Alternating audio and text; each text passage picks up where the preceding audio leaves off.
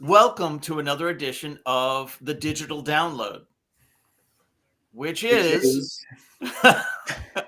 the longest running Weekly weekly business business talk talk show. talk on show LinkedIn on on Live. LinkedIn Live. LinkedIn Live, now globally syndicated on the IBGN radio network.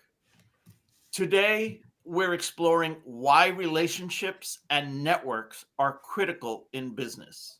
We have a special guest, David Nour, to help us with the discussion.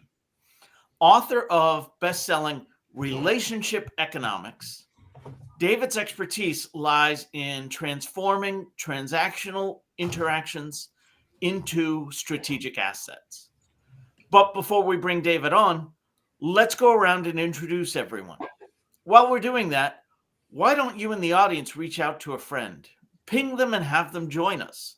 We strive to make the digital download an interactive experience, and audience participation is highly encouraged. So, with that, introductions. Tim, would you kick us off today, please? Yes, my name's Tim Hughes. I'm the CEO and co-founder of DLA Ignite, and I'm famous for writing the book Social Selling Techniques to Influence Buyers and Changemakers.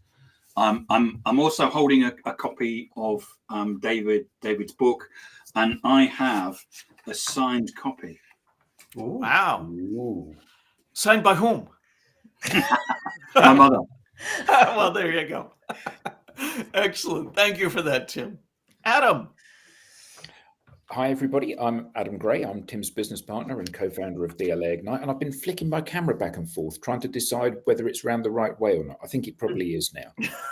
So I'm really looking forward. Well, we don't see the back of your head, so it must be. That's true. That's true. I'm really looking forward to it this week. Networking and relationships and the importance of building that kind of kernel of people around you is so crucial, and it'd be lovely to hear an expert talk about that. Yeah. Exactly. Thank you. Tracy, good morning. Good morning, everyone. I am Tracy Borison, founder of TLB Coaching and Events, a proud partner of DLA Ignite, where we care about authentic marketing, not the crazy, stupid marketing that most people do. And I am sipping a big cup of tea, and it just makes me laugh every time Alex sips his dainty cup of tea. Yeah. You haven't got. Where's your little finger, Alex? Oh, sorry. Because I can't do that with my cup because it's too heavy. The cup's too full. You've got a Star Wars mug, haven't you? I do. I have R2D2 joining us today, but it's too heavy to lift with a finger. Excellent. Yes. Welcome. Thank you for that. Alex, you and your dainty cup. Me and my dainty English teacup. This is a bone china teacup. My wife's gran, I think or Nana, this belonged to. So anyway, digressing. So my name is Alex Abbott. I'm famous for having a long grey beard and occasionally known as the bearded sales guy. And I too am looking forward to this conversation today. And I too am a proud DLA Ignite partner. There we go. Welcome. Thank you. And myself, I am Rob Durant, founder of Flywheel Results. We help startups scale. And I too am a proud DLA Ignite partner. And unlike Tim, I'm not famous for writing anything. Yet. Yes.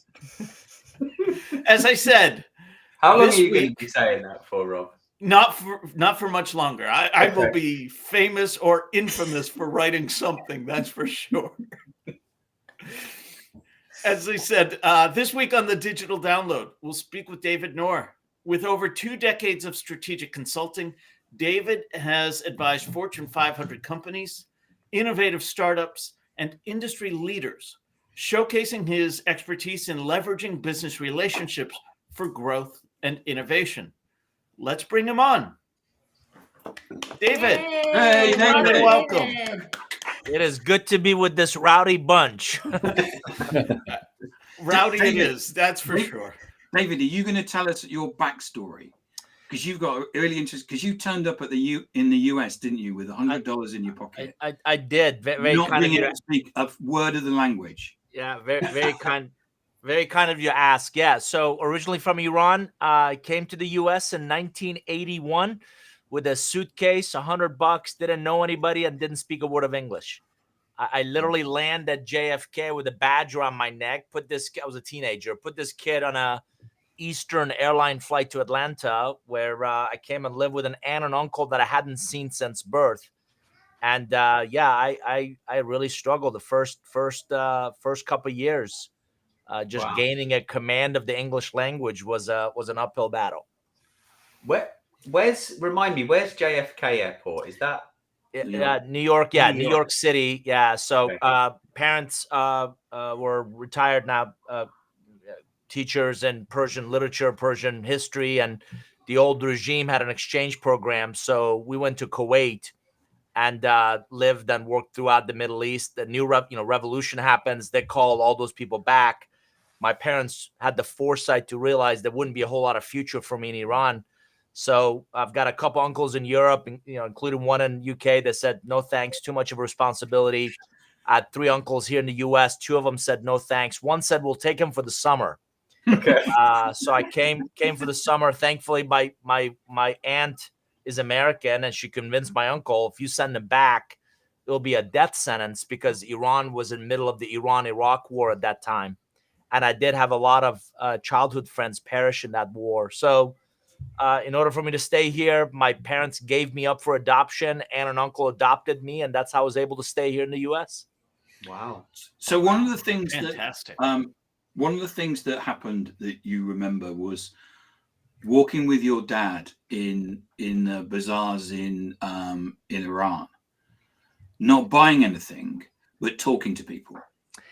Yeah, I in our conversation I mentioned that I certainly didn't get it then. I think I was 5 or 6 years old, and in Iran they have 6-day weeks. Fridays are your kind of weekends or days off, and you typically do a couple of things. You go to bazaars, and then you also go to cemetery to pay your respects to folks that have passed on. But dad would take me through on our Friday morning errands, and he didn't have just a list from my mom of what we had to go get or go do. Dad also had a relationship list, and of course at 5 or 6 you don't understand that and you complain. But he always bought me ice cream to kind of keep me happy and content. But whether it was access to a plumber or an influential politician, he made sure we made our rounds. And I distinctly remember a lot of Persian rugs and a lot of tea and sitting with older people and just kind of getting caught up. And what I took away, and that's really one of the inflection points of my life that has really kind of helped me kind of arrive here, is that Dad understood the notion of investing in relationships before you needed them, because there was people were much more likely to return his calls or prioritize us or help him get things done in the favor economy, because he had invested in seeing them and touching base and regular updates, and he was very intentional about doing that. Nice. That paying forward concept. Yeah. It's absolutely the investment concept that if you believe relationships are an investment, it's a lot easier to ask for something if you begin by making an investment. And the analogy, Alex, that I use is, I don't know about your bank. My bank will not let me, take out $1,000 withdrawal if I only have invested $100 in. Yet people come to us all the time asking for a favor where they haven't earned the right to do so.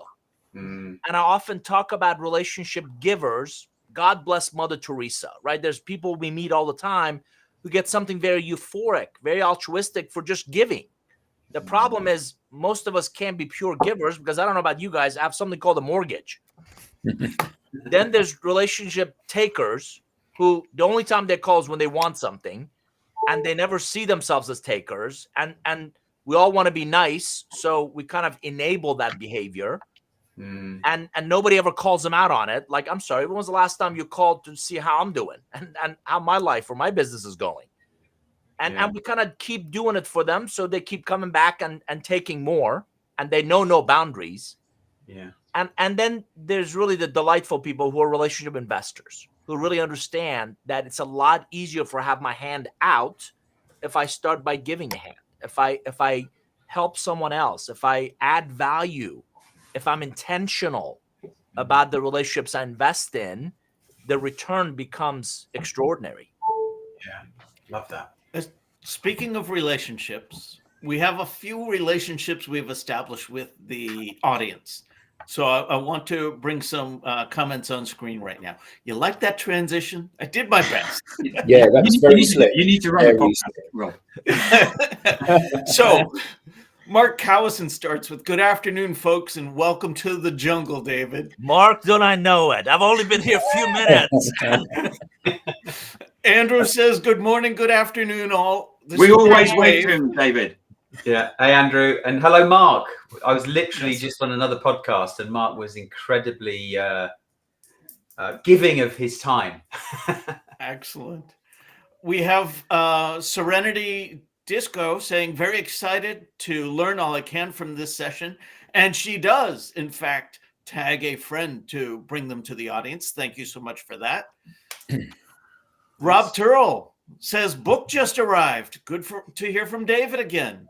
I must have sold one of your books on my podcast. I love it. There's 2 copies. There's 2 copies. Right 2 there. copies. Excellent. Or the same copy going back and forth. And we have, Adam, help me out. Yayan. Yayan Compton. I call them energy vampires. Yeah, I think he's In referring to relation to the what you're talking relationship takers. Yeah, exactly. Yeah, right. Absolutely. So thank you all for that. David, I wanted to start with a foundational question. What do you mean by relationship economics? Rob, thank you for asking. Yeah, I for decades, I've believed in philosophically 3 notions that we kind of alluded to relationships as investment. And I think you guys would agree, most people don't make investments blindly, right? We don't throw darts and say, that's where I'm going to invest. So I believe relationships should be proactive / intentional, strategic, and ultimately quantifiable. So if you think about that idea, we all know relationships are important. Most people do. I would submit most people struggle in really realizing their significance. So as I was thinking about these concepts, I begin to talk about and think about this idea of relationship currency, where we exchange value. Over time, we develop our reputation capital. And ultimately, we're all building our professional net worth of relationship assets and liabilities. And with every one of these concepts and with this construct, what I'm trying to do is combine this nebulous concept, this idea of relationships that we know is important, with economics that we understand. It's black or white. It's investments. It's about supply and demand. It's about scarcity. It's about utilization. And in relationship economics, I've brought these 2 concepts together, and that's what we call it, the art and the science of relationships, of being more intentional, more strategic, and more quantifiable in the relationships we choose to invest in. I love the thought of that. As you were explaining that, one of the things that came to mind, I teach an introduction to marketing class at Northeastern University. Sure. One of the things that I was sharing with the students early on are some of the basic economic concepts. I'm going to provide value to you in terms of the product or service that I give. You're going to provide value to me, typically in terms of compensation. I value the compensation you have more than I value the product or service, so I'm willing to exchange. And likewise, you value the product or service more than the compensation. How does that work in terms of a relationship? I value what more than I value my attention to you more than I value my time? Or... A great question. I would submit that our biggest enemy is time. I can always make more money, but I can't produce more time. So the Dunbar number says that an average individual can proactively manage about 100 to 150 relationships. Here's $1 million question for you. Which ones? And how do you know? And if you believe the notion that relationships are an investment, You can't invest in everybody equally. So how will you then prioritize who do you invest in? So one of the things I coach people to do, let's take it from a theoretical construct into something practical, something pragmatic. Who are your top 100 relationships? That's a very straightforward question, yet so many people struggle with that basic notion because we all tend to be very myopic, right? So if I'm in sales, I'm always thinking about my pipeline. Well, how about your customer alumni? People who already have demonstrated that they like you, they trust you, they believe you, they respect you, they've bought from you before, but for whatever reason, either in your history or theirs, your situation has changed. So there were a previous customer in a previous job, but we all get busy and we forget about them and we kind of neglect them. And they go by the wayside because they're no longer relevant to kind of what we do or what they do, or different company, different geography, whatever the case may be. So we may think of our customers, we may think of prospects, we may think of a few people inside a company, but very few people are intentional about sit down and capture who are the top relationships in my life, business relationships, that I want to be intentional about investing in, about nurturing, about sustaining. And Rob, here's why that's really important. There's a misperception that we all need more. I want more prospects. I want more customers. I need more. No, you really don't. You actually, if you think about the global pandemic, we didn't spend more time with more people. We spent more time with fewer people. But it was people we knew, people we liked, people we trusted. They, in essence, were authentic and real relationships. So I would submit, if you're looking for a greater impact in your efforts, focus on fewer, but build deeper, richer, more meaningful relationships. Wow. Here. I think this is so true. And I just want to share, because I had this experience coming out of COVID with a group of friends that I have. So not business relationships, but friends. And what became very clear to me with most of those people was that there wasn't a huge amount of value for me to hang out with them.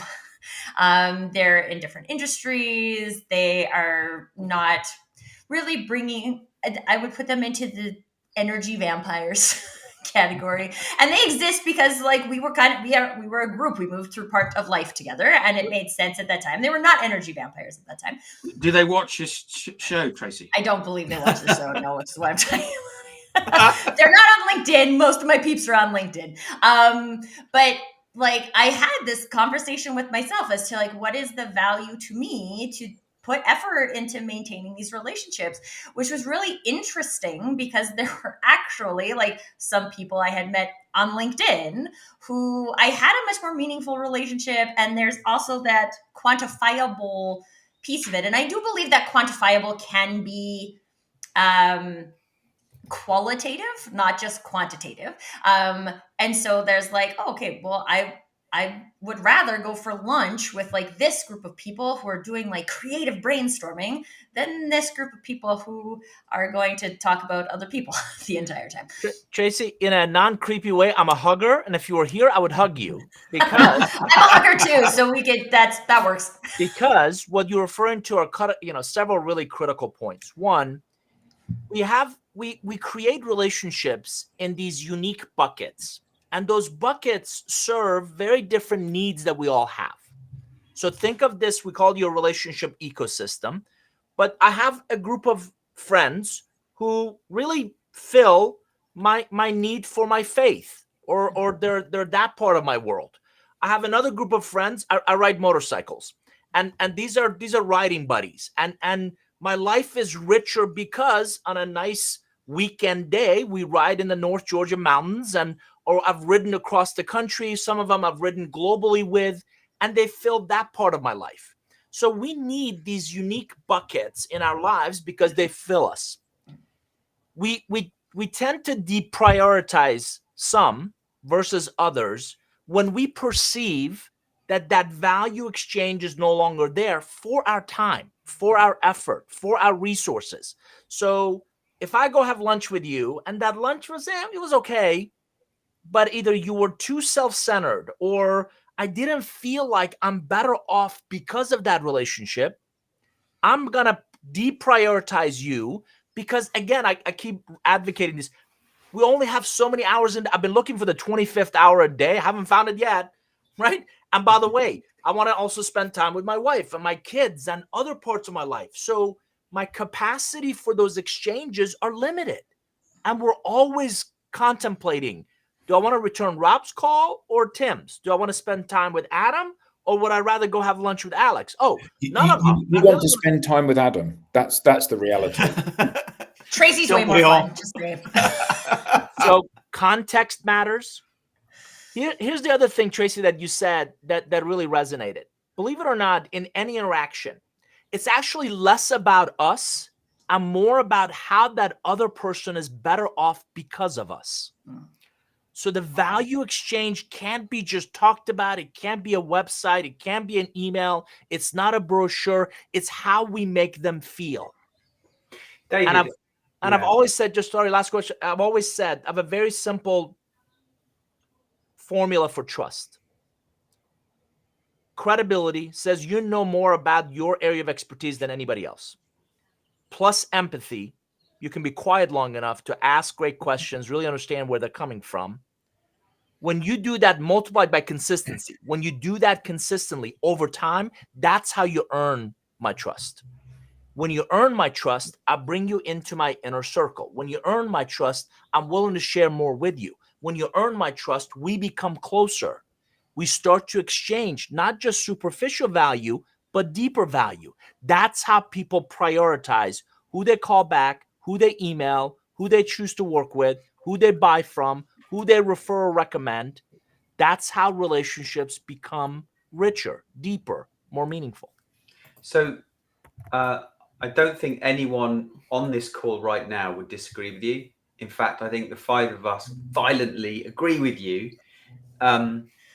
But why do so many companies force their people to behave in a way that creates the opposite when actually they want to create exactly what you just described? The transactional relationships. Yeah, three culprits. One, I've long believed, and I've always believed, metrics and compensation drive behavior. Yep. Yeah. Mm-hmm. Think about how people are measured.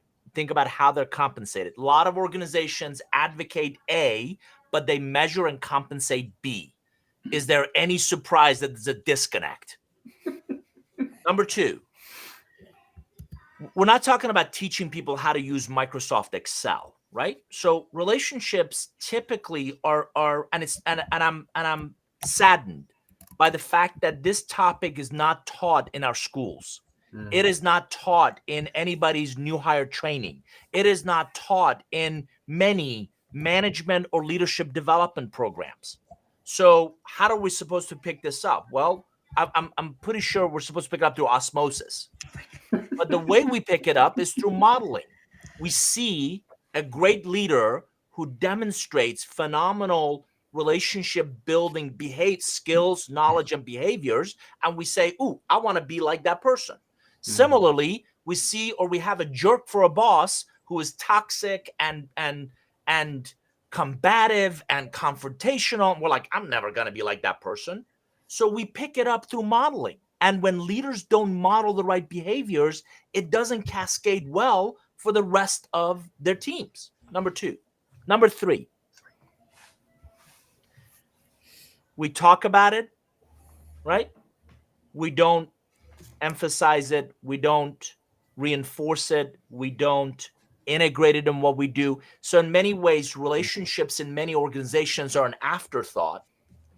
And I talk about they're the feathers at the tail end of the arrow, not the arrowhead. We don't lead with the relationship and let the results come from that. We lead with here's my KPIs, here's my OKRs, here's my on and on and on and on. And oh, by the way, people are our biggest asset. And yet, as soon as the economy turns, what do? We lay everybody off. We love our partners. And as soon as the deal comes, oh, screw the partner. I'm going to go get that deal directly. We talk a lot about in startups. I think Rob mentioned he helps startups scale. Startups and venture capital or any kind of a financial infusion. We want a financial partner. No. Listen, you've been at this too long. We need to exit. We got to get our money back. We're going to lose our shirts. We got to, impatient capital is not relationship-centric capital. Mm. So there's a disconnect between what we profess and actually how we show up. Yeah. I've Timothy been from thinking our this for audience. so long that we I'm have this sorry. problem with startups. Anyway, I just like to hear David say it. I wanted to bring an audience question into the discussion. Marcus Kane asks, can forever looking to developing deeper relationships with a few clients end up being seen as a bit too needy? There must be a nice, honest balance here. David, what do you think? Marcus, great question. It's full disclosure. It's been a few presidents since I've dated. But can you imagine trying to date someone who doesn't want to date you? Very difficult. It's an uphill battle, right? Because that's when we show up as needy. Have you seen how good and nice I am and how sweet I am? And they don't care. So here's again a practical idea. Many organizations talk about their ideal customer profile, ICP. And they also go further and talk about their personas, right? So we want to work with CFOs of mid-market companies in manufacturing. Great. You know what nobody talks about? Ideal relationship profiles. Nobody talks about that person gets me. And by the way, last time I checked, relationships are never between buildings or logos. They're always between individuals. Your logo, your building has no relationship with that company. It's John and Steve, Beth and Susan.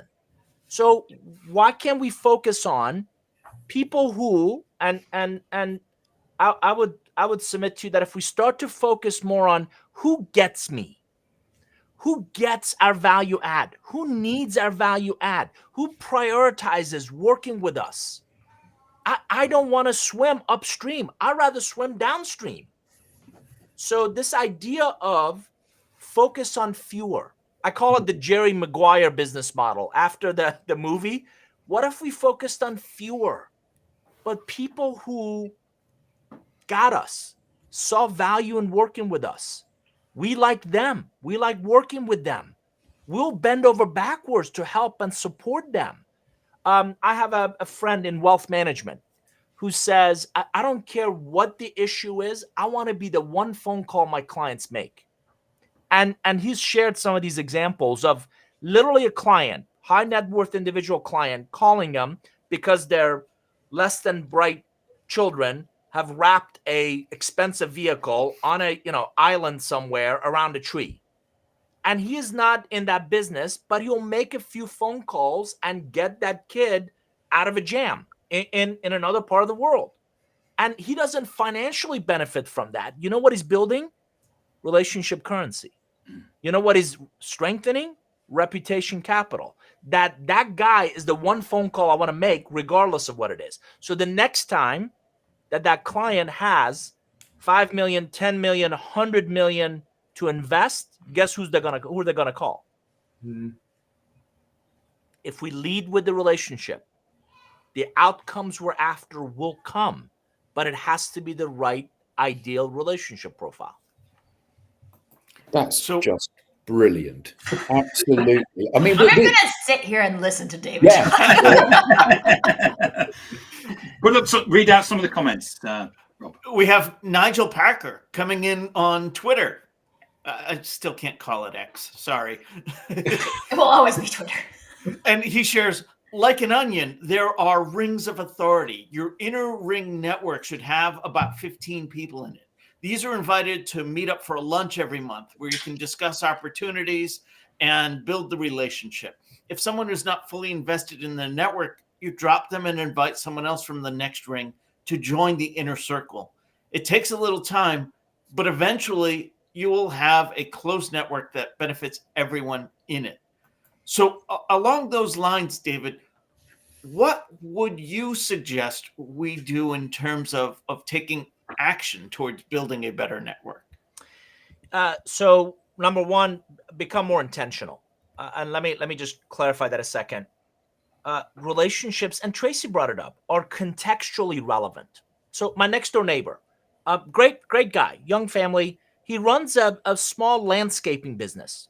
They're relevant in the fact that he's got keys to my house and security code to my house for when we travel, but it's not really relevant to the work that I do. So start with the end in mind. And in the book that Tim has, that was autographed by his mom, I talk about start with the end in mind. We call those kind of relationship-centric goals. By the way, you want to become a better person? God bless you. You want to read more? That's fantastic. You don't need anybody else to do that. So I talk about relationship-centric goals where you need relationships to help you achieve the outcomes. Start with those. Covey says the same thing. Start with the end in mind. Next, pivotal contacts. Who do you need? Jim Collins, I had a chance to work with him. He often talks about we don't ask enough who questions. When we face a challenge or an opportunity, we often ask what should we do and how should we do it? We don't ask enough who questions. Who do I need? There are no new challenges. There are no new obstacles. The only new challenges are the ones we haven't thought of. Somebody else somewhere else has. So if I know the outcome I'm after, a pivotal contact is who do I need? Next, your existing relationship bank. Who do you know? You know more people than you think you do. The problem is we're all really bad at keeping up with them. You want proof? If any of your audience members looks at their contacts on their phones, right? Bring up your contacts, look at them alphabetically. I just have one question of you. Do you know any of these people? So garbage in, garbage stays. We're all very good at collecting LinkedIn contacts. Go through your LinkedIn. Are they contacts or are they relationships? The whole process is predicated by what are called relationship currency deposits. What can I do for an existing relationship that creates access to or an opportunity with a pivotal contact that will accelerate my ability to get to that outcome? When you do that intentionally, when you do that strategically, when you do that quantifiably, we call it intelligent relationship mapping. I'm not trying to overcomplicate it. What I'm giving you is a process, a playbook of exactly that.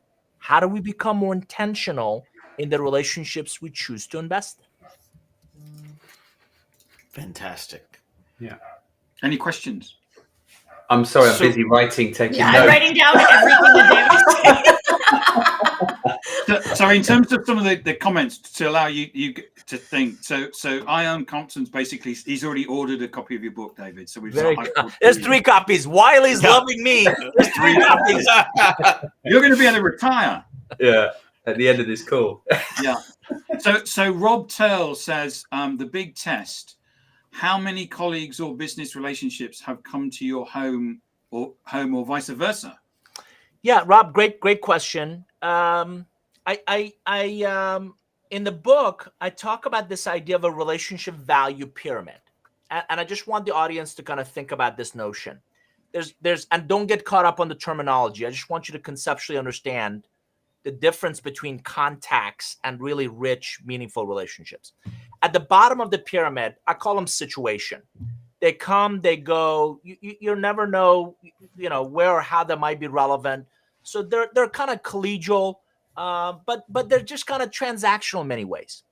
The next group, I call investments. You invest time and effort to get to know them. They've gotten to know you. Maybe they've met your significant other. Maybe you've gone to a pub and had a pint together. But they're basically that next level. The very next level I call portfolio. They're subject matter experts. They know more about a particular topic or area than anybody else. Your interaction with them is regular, and it's a very collaborative relationship. The very pinnacle of everybody, business professionals, I call them your 2 a.m.s, because you really could call them 2 in the morning. And the first question is, are you okay? There's a certain X factor with those relationships that's gone beyond the transactional. So back to Rob's question of how many people have come to my home. I have roughly about 3,500 people in my active portfolio of relationships. 18 are 2 a.m.s. On average, I've known them 20 plus years. They're past clients, they're past colleagues, they're past investors, they're past CEOs of mine. but our relationships have really elevated to a very different level where they're now investing in my tech startup, past clients and classmates. And so it's more than just a transaction. So I've had investments come to my home and I've been to theirs. I certainly have portfolios that have gotten to know me better. I've vacationed with them. The 2 a.m.s are people that will bail you out of jail. So one of my audience members asked, Nour, do you really need 18 people to bail you out of jail? I said, you never know when the first 17 might be busy or sitting in jail with you, right? Bigger problem. We're talking about the quality of the relationship, right? What happens in Vegas stays in Vegas. But you get my point, is that not all relationships are created equal. With some, we genuinely build deeper, more meaningful. The challenge is I've read over 100 books on business relationships. I couldn't find a scale, so we build one. I just want to share, I did a networking event a couple of weeks ago, and we did this exercise where it was around Valentine's Day, so it was mostly about connection. And we did this BEST, friend. What do the letters stand for? And one of the things that my group came up in my group was hide the body. Who are the people who would help you hide the body? And I feel like these fit into the 2 a.m. group. Absolutely. We all need friends in our lives who will hide the body. Now that's a very incriminating coming from somebody from the Middle East. But Yeah, I'm Canadian, so maybe it's less. We're assuming we're not hiding bodies, but I just thought that same principle. Yeah, and again, Tracy's got a great softball question for me, which is, networking.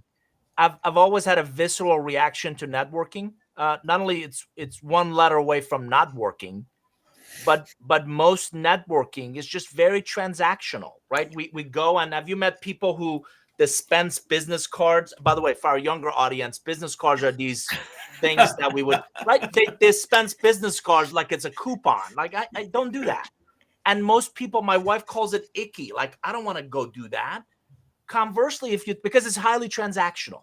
Conversely, if you think about relationships, they're deeper, more meaningful, more valuable to us. So I've started to do more small group dinners with people I want to get to know better versus these transactional events where we go and, they have their place and you go for content or community, but I'd rather invest time to get to know fewer people really well.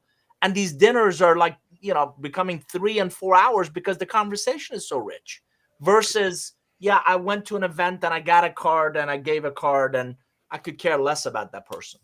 So I want to pick up on that. Oh, Rob's organising a speed networking event. Can he count on you to come? Yeah. I mean, Adam, for you, I'd be delighted to help and support and be there. And convince you how to not do that and do something else instead. Right. So I wanted to pick up on that dinner concept and that dinner that lasted 3 and 4 hours. What are the conversations about? Because I have to believe it's not buy my stuff. Yeah, unequivocally. So, Rob, let me preface that the question with this comment. If you think about it a second, for anybody who's traveled extensively or worked abroad, the rest of the world builds relationships first, from which they do business. Regrettably, as Americans, or in many Western cultures, we're so focused on the business that if and only if the business works, we may ask about their significant other or their kids or their parents or what they do when they're not working. Hence the disconnect when we go into places and people don't look like us or sound like us. And in the words of the famed philosopher Britney Spears, this isn't rocket surgery.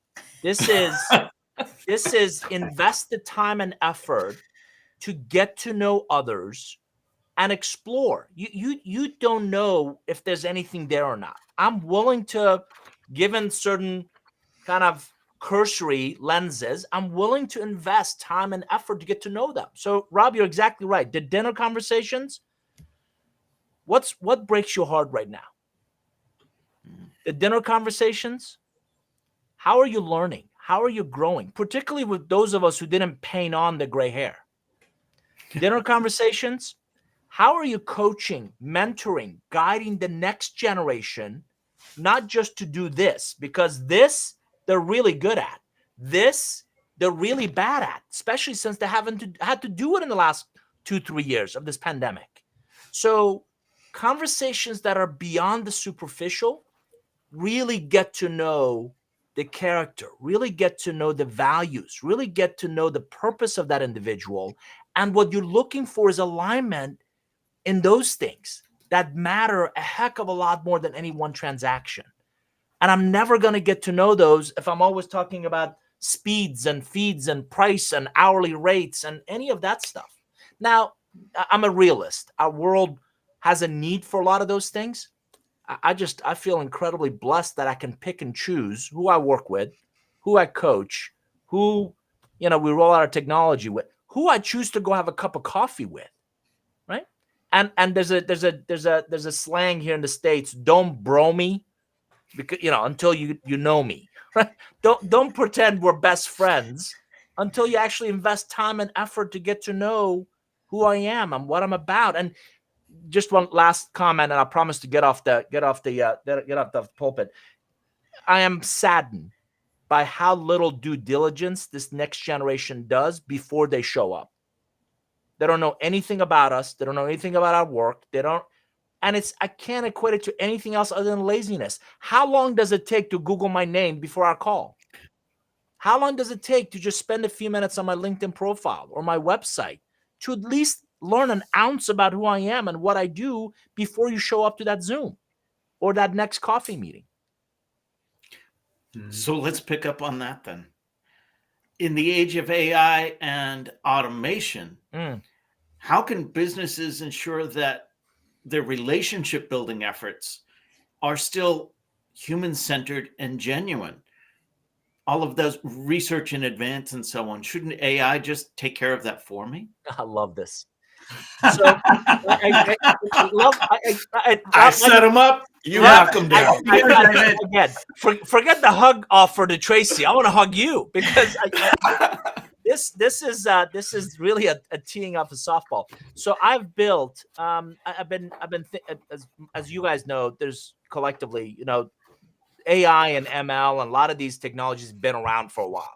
It's just in the last year with ChatGPT, it's just become incredibly pervasive and much more prevalent.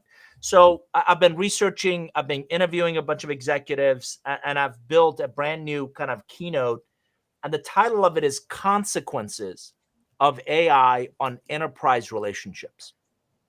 And I specifically say consequences because there's both positive and negative. But let me just drop a few on you that might resonate. So let's talk about positive consequences. One, amplified customer obsession. Jeff Bezos and the team at Amazon kind of coined that term of not just customer satisfaction, but customer obsession. What AI does is it gets into beyond reactive, starts to get into proactive, if not predictive, needs, wants, priorities of those customers. That is phenomenal as a positive consequence of what AI can do for relationships. Data-driven decision, not just making, decision impact. AI can help me build models to predict when we make this decision, how will that relationship be better off because of it? Before we even make it, before we roll it out. That is brilliant. Love that. And one more. Dramatically elevating definitions of efficiency and productivity. We know what efficiency and productivity is. Again, through modeling, through predictive models, AI can tell us if that partnership is going to yield the results or the outcomes we're after. So those are just 2-3 examples of positive. Now let me flip the coin. Negative. Number one, obliterations, right? Literally, we might as well throw job descriptions out the door, because I just saw a week or so ago a demo of an AI engine that can scan 10,000 sheets and analyze it of information, of data in 8 seconds. So if your value add is, I'm going to review a bunch of documents, right? You need to find something else to do, because that job description goes out the door, which means by definition, collaboration is going to have a ripple effect. right? How we work with others, how we define work, how we define success from work is going to evolve. Data privacy terrorism. You think that bad actors are sitting around waiting for us to kind of really get better before they launch the next attack? Here in the States, hospitals, health systems are getting attacked. Talk about the relationship now of every employee within the organization with their respective fields and AI impacts on that. Things like the fragility of our tech reliance in the States. We don't know if it was a solar flare. We don't know if it was a software update, but the cellular network went down yesterday. You would think we have lost our minds because we can't, right, get a hold of people, or we can't, right, get direction from our Google Maps or Waze or any of the stuff that we're dependent on. So it just shows you AI is going to have far-reaching consequences, positive and negative, on our relationships. What none of us can do is ignore it. What none of us can do is pretend this isn't going to happen to me. By the way, again, recent data, 2.7 billion in US invested in AI startups in the first 2 months of this year already. They're not investing in A and B because of interest rates, but a lot of VCs are very bullish on investing in seed round, particularly of AI, generative AI type organizations. But Rob, very long answer to your short question of it is going to have a ripple effect on what we do and how we interact with relationships. So can I ask a follow-up question to that, David? Because you used the word intention a bunch of times. And so when it comes to our intention with AI, is that then dependent on our intention with our relationships? Yeah, I'm gonna go back to I think it was the movie Captain America, where Steve Rogers was infused with that serum that made him, bulky. And the German scientist character made a statement that if you are good, this serum will amplify those values and will make you even better, kinder, gentler. It will amplify those attributes. If you have ill intent, I believe AI, and AI is the same thing. I think AI will amplify our intent and really make us better at the things we do really well. If you have ill intent, AI will amplify a lot of those evil doings. So that's where I go back to your purpose and your values and ideal relationship profiles. Tracy, those are all who we are and what we're about and what we choose to focus on that I believe AI will amplify. We're building a platform. I don't want to do campaigns. I don't want to send out emails. There's a lot of other people that'll do that. I want to amplify your relationship building, nurturing, capitalizing kind of skills, knowledge, and behaviors. It's good that you said that. My concern is that people, certainly my experience of working with people, is that they're always looking for the easy button. So the promise of AI feeding you a constant stream of people that are ready to buy your product or have a conversation with you, whatever, is an alley that people shouldn't be attempting to go down. Because at the end of the day, it's such a cliche, people buy people, but it's one of the truest it's a cliche for a reason. Yeah, because it's true. And one of my concerns is that people forget this relationship thing. They forget, I'm going to do business with you because I like you, because we share a passion for motorbikes and blues music or whatever it is. Sure. And that's the foundation on which we get to know each other and we build trust and we like and etc. And AI strips all of that away. Adam, unequivocally. So just look at practically our email. I don't know how many spam emails you guys get a day, but mine is out of control, right? And every one of them. My favorite. Here's one of my favorites. David, we've extensively researched your background. Have you ever thought about writing a book? So it goes back to, you don't know me. You don't know anything about me. And that wasn't done by an individual, because you'd have to be thick as a brick right? Not to Google my name or come to the website or whatever and realize that, yeah, this guy's already done that. So Wait, I- you wrote a book? I believe it or not, yes, sir. So AI, I believe, can do a lot of the heavy lifting in our due diligence, but pretty soon we're going to have an AI built-in agent that automatically deletes the emails and the spams that we don't want, we don't like, just like you've got an AI engine that will send out spam emails. So soon AI is going to talk to AI, right? And we're still back to the fundamentals, back to Adam, as you mentioned, the relationships. Think of who we take calls from. Think of who we return emails to. Think of who we prioritize meeting with. Those are all people we know, we like, and data shows this. I read a quick BCG, or I think it was a Bain paper that said most of the business is going to companies or individuals on a short list. How do you get on the short list? Number one, you're a known entity. They've worked with you before. Number two, you're a known entity from a previous job or previous company. Number three, you come highly recommended from somebody they trust. All three of those are relationship centric. Yeah, and for us, obviously we work in the social media space. LinkedIn, as an example, only works for me as a business development tool because I'm there engaging with you and you're a target of mine. And the only reason that you're engaging with me is because you think you can sell me something as well as me selling you something. Yep. And when one of us is replaced by AI, I mean, clearly there's more to it than that, but in its most simplistic form, Sure. If one of us is replaced by AI or some bot, then there's no reason for me to be there anymore, because the thing that I'm interacting with isn't a real person that potentially can buy my products or services, which means ultimately social media becomes social somewhere that isn't digital potentially, because again, it's all about relationships, it's all about people. Yep. And I'm going to go back to something I started this conversation with, which is our biggest enemy is time and bandwidth. Where will you choose to invest? Whom will you choose to invest that time and bandwidth with? Makes all the difference in your progression, in your journey from now to next. Whatever that journey is, be cautious about who you choose to invest in. Wow. Adam, in your example, I have this. So if you look up my title I have on my experience right now, I'm the only one who has it. I made up the title.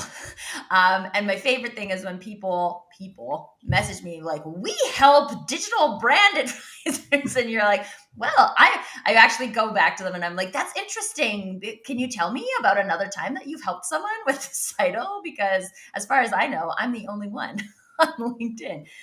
And mostly they don't respond. But I did have somebody reply once being like, oh, you caught me. That was my AI doing that. Yeah, people know. People can tell. Crazy. David, this has been fantastic. And you can tell it's been fantastic because there's been more than one period where this panel has been silenced.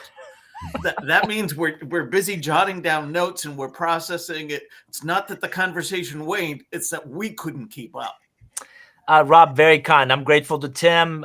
He was kind enough to meet me in London for a lovely breakfast, and we had a great conversation. And then I despite of his better wisdom and declining reputation for hanging out with this cohort, recommended this group for us to talk. So thanks to Tim and you guys for having me. I appreciate it. And thanks for the Britney Spears quote, David. Yeah, yes. David, how can people learn more about you? How can they get to know you? Very kind. You can just Google my name, David, Nour, or if you go to Nour Group, nourgroup.com, we got a blog. There's all kinds of good stuff there as well that they can learn from and grow through. Fantastic. And we now have a newsletter. Don't miss an episode. Get show highlights, beyond the show insights, and reminders of upcoming episodes. Scan the QR code on screen or visit us at digitaldownload.live and click on newsletter. On behalf of the panelists, our guest, to our audience, thank you all and see you next time.